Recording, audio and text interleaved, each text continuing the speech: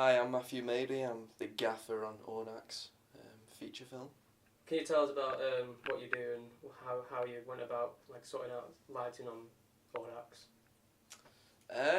The lighting on Audax was, I'm going to use the term, improvised. Literally nothing was pre-planned. Some of the plans that the camera team had got were very hard to decipher, we'll say. And a lot of things got changed on the day. Sometimes, though, to be fair, we'd have a set change and we would be able to set up the lights the night that we did the set change. But yeah, it was pretty much, there were several days where we were doing the bridge of the ship, and it was all the same lighting. It was literally like 3 lupos set up, and that did not change for like 3 days, so don't know. At times there wasn't much to do, and at times there was a hell of a lot to do in a very quick amount of time, but yeah.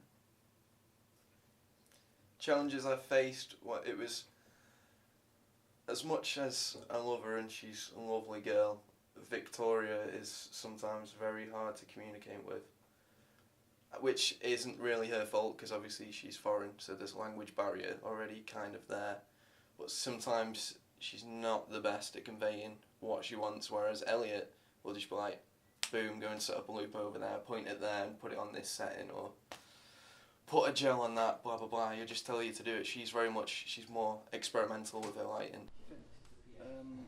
So how's the shooting going today? Yeah, it's not been too bad today, I guess. Yeah, it was different. It's different every day. Like the Black Magic camera that you're using for this, wondering how is it different to like other cameras that you've used in the past? Way too different. Yeah, I think like the biggest difference is the dynamic range. To be fair, I mean, yeah, and just details and basically it's the camera which gives you a cinematic image, really cinematic, and it's got so many weird options. You just I don't know where to begin.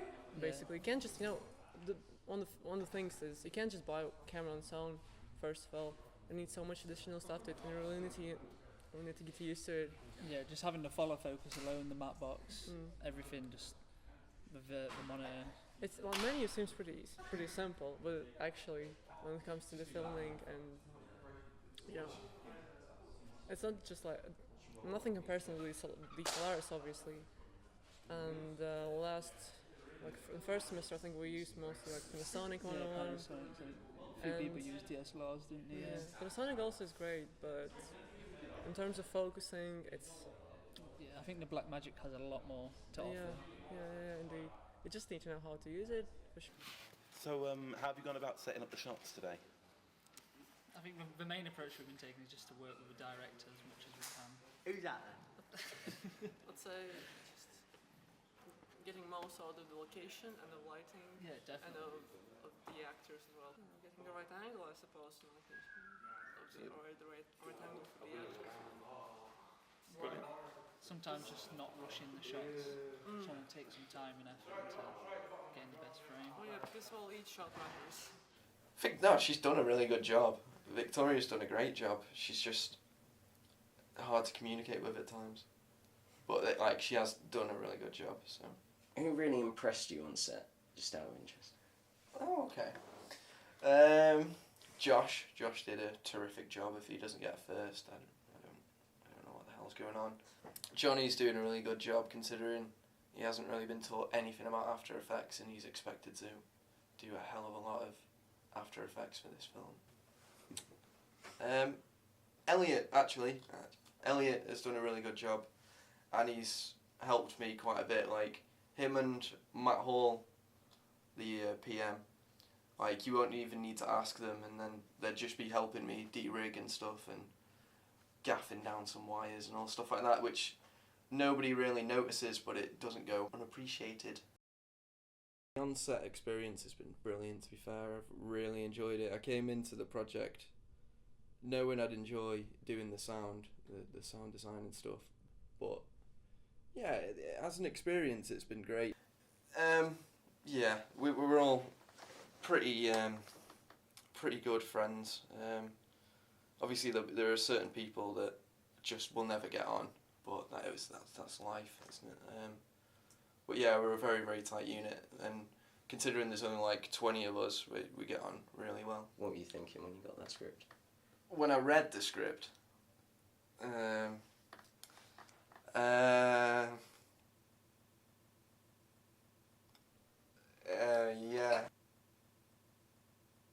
Interesting is the term I'm going to use.